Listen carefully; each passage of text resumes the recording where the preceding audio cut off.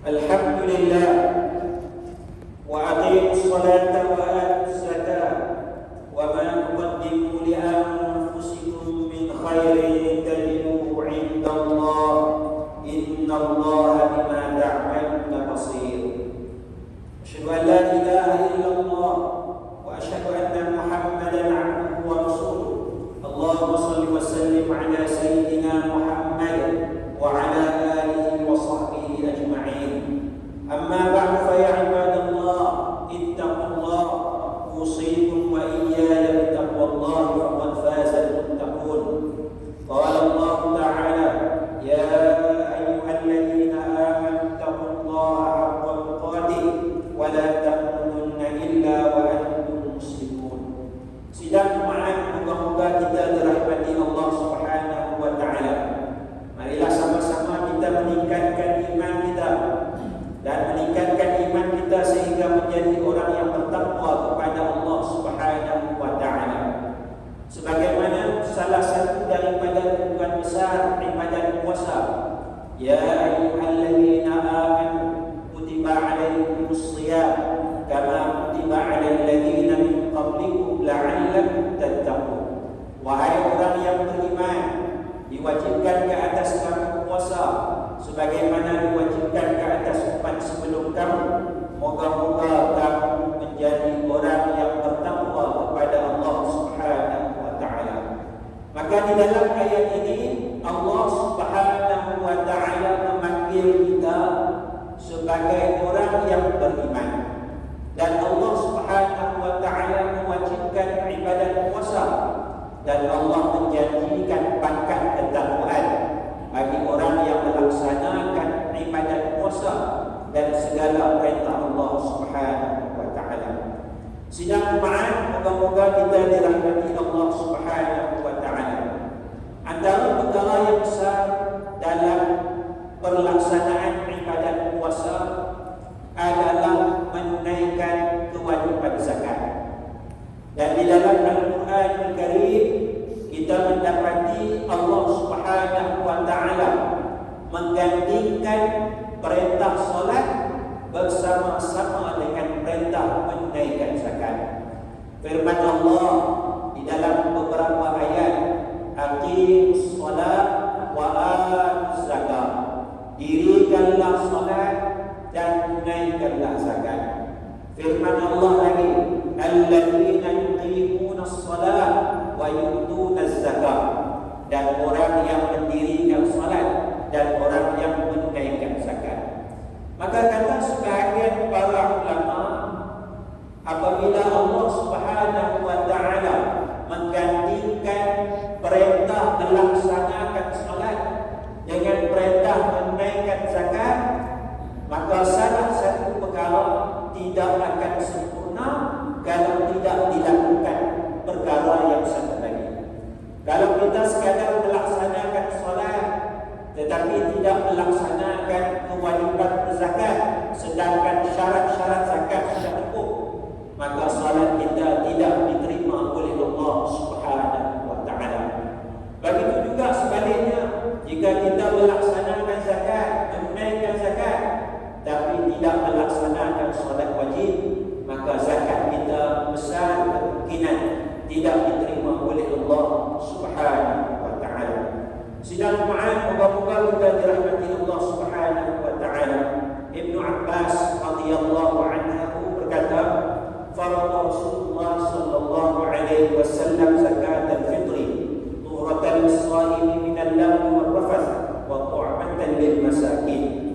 Sesungguhnya Rasulullah sallallahu alaihi wasallam memfardukan zakat fitrah dengan tujuan sebagai pembersih kepada orang yang berpuasa daripada perkara-perkara lagwa, perkara-perkara keji, dan juga sebagai makanan bantuan kepada golongan miskin.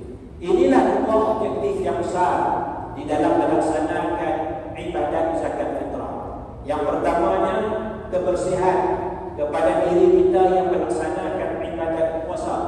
Karena dalam kita melaksanakan ibadat ini, ada masanya kita mengumpat seseorang, ada masanya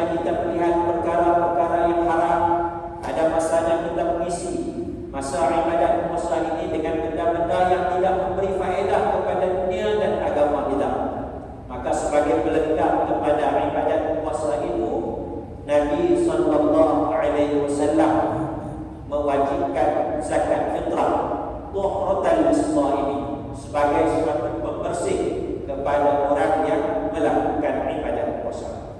Begitu juga di dalam agama kita, maqasid daripada ibadah zakat itu salah satu yang besarnya adalah untuk membantu golongan yang memerlukan bantuan.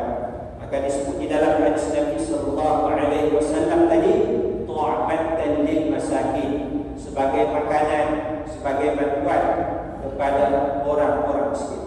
Sidang jemaah, moga-moga kita dirahmati Allah Subhanahu wa taala. Pentingnya ibadah zakat ini apabila kita melihat data tentang berapa ramai orang miskin di negeri Islam.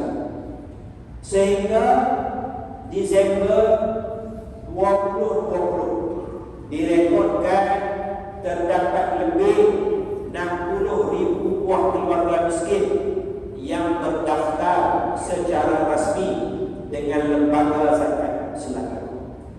Jumlah itu bukanlah sedikit, kerana jika diperincikan kepada bilangan individu, maka hakikatnya ia melebihi 350,000 orang. Oleh itu, berdasarkan jumlah yang banyak yang memerlukan bantuan ini, maka menjadi tugas kepada kita yang mempunyai kelebihan dan sudut harta untuk membantu golongan yang memerlukan bantuan dengan cara kita menaikkan ibadah zakat. Sabda Nabi sallallahu alaihi wasallam, kata Abdullah bin Umar radhiyallahu anhu, amara Nabi sallallahu alaihi wasallam zakat al-fitri sa'an min tamrin aw sa'an min sya'irin faja'ala an-nas 'indahu dayn al-hibba. Sesungguhnya Rasulullah sallallahu alaihi wasallam memerintahkan kami supaya membayar zakat fitrah sebanyak 1 kantang kurma atau sekantang barley. Maka orang ramai menyamakan sekantang itu dengan 2 hektar gandum yang lebih baik. Tahun ini zakat fitrah dibahagikan kepada 3 jenis. Jenis yang pertama dengan bayaran zakat sebanyak RM7. Jenis yang kedua dengan zakat fitrah sebanyak RM14. Dan jenis yang ketiga, bayaran zakat fitrahnya adalah RM21. Maka kita mempunyai pilihan untuk membayar zakat fitrah sebanyak RM7 seorang, atau RM14 ataupun RM21. Berbezanya jenis bayaran zakat ini berdasarkan jenis beras yang biasa dimakan setiap hari. Maka orang yang makan lebih besar, lebih mewah, sepatutnya membayar zakat fitrah dengan jumlah yang lebih besar, supaya dapat dibantu golongan yang membutuhkan lebih banyak. Dan zakat, lembaga zakat Islam telah menyediakan berbagai saluran pembayaran zakat, sama ada atas talian, potongan gaji, kad kredit, ATM, ejen zakat dan sebagainya. Sidang jemaah, moga-moga kita dirahmati Allah Subhanahu wa taala. Kita sebagai umat Islam hendaklah memahami zakat fitrah adalah ibadah yang sangat besar fadilatnya di sisi Allah Subhanahu wa taala.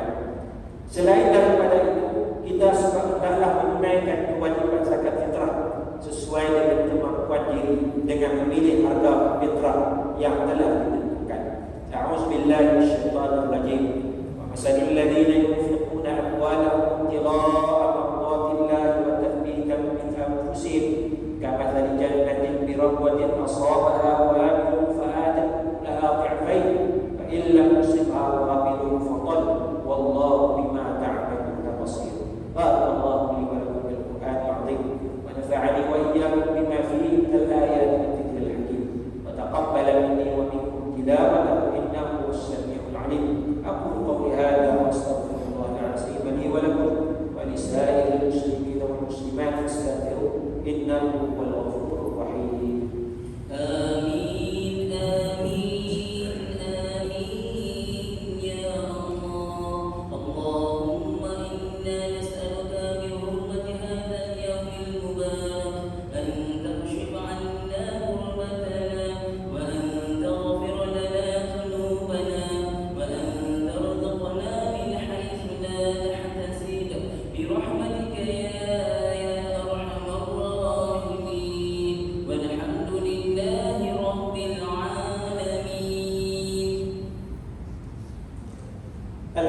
لله الذي جعلنا من المسلمين ورزقنا من الطيبات أشهد أن لا إله إلا الله وحده لا شريك له وأشهد أن محمدا عبده ورسوله اللهم صل وسلم وبارك على سيدنا محمد وعلى آله وصحبه ومن تبعهم بإحسان إلى يوم الدين أما بعد فيا عباد الله اتقوا الله أوصيكم وإياي بتقوى الله فقد فاز المتقون.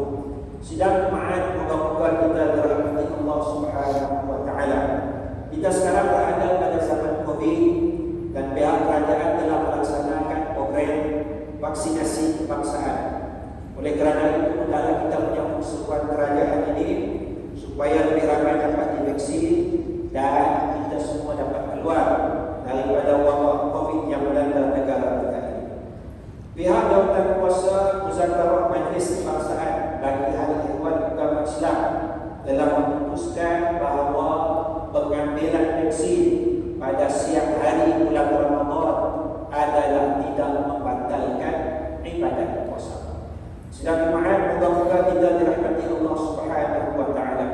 Kita juga perlu mengambil peluang pada bulan Ramadan ini untuk memperbanyakkan ibadat, lebih-lebih lagi solat malam kita. Dan solat tarawih sebagaimana yang diputuskan oleh para ulama, antaranya ulama dalam mazhab Syafi'i, pendapat Imam Abu Hanifah, Imam Ahmad bin Hanbal menyatakan bahawa bilangan rakaat solat tarawih adalah 20 rakaat. Manakala pandangan Imam Malik bin Anas menyatakan bahawa bilangan solat tarawih hanyalah 36 rakaat. Ini berdasarkan riwayat daripada Sa'id bin Yazid radhiyallahu anhu, katanya kan yaqumuna ala ahli Umar bin Khattab radhiyallahu anhu fi syahri Ramadan bi 20 rakatan. Adalah para sahabat pada zaman Umar Al-Khattab sebagai khalifah, mereka mendirikan solat tarawih pada bulan Ramadan sebanyak 20 rakaat.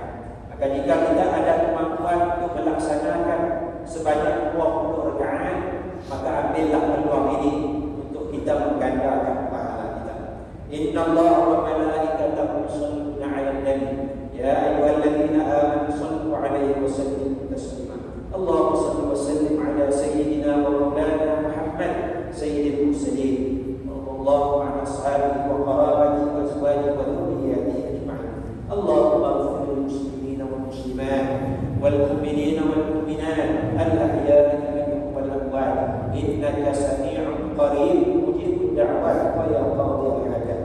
Allahumma 'izzil islam wal muslimin wa ahlikil kafarata wal mubtadi'ata wal musyrikin wa dammir a'da'aka 'a'da'ad-din wansurna 'alal qawmil kafirin. Allahumma inna nas'aluka bi asma'ika al-husna wa sifatika al-'uzma an tahfaza jalalat al-mulk al-mu'azzam Sultan Selangor Sultan Syarafuddin Idris Shah Al-Haj Ibn al-Marhum Sultan Salahuddin Abdul Aziz Al-Haj.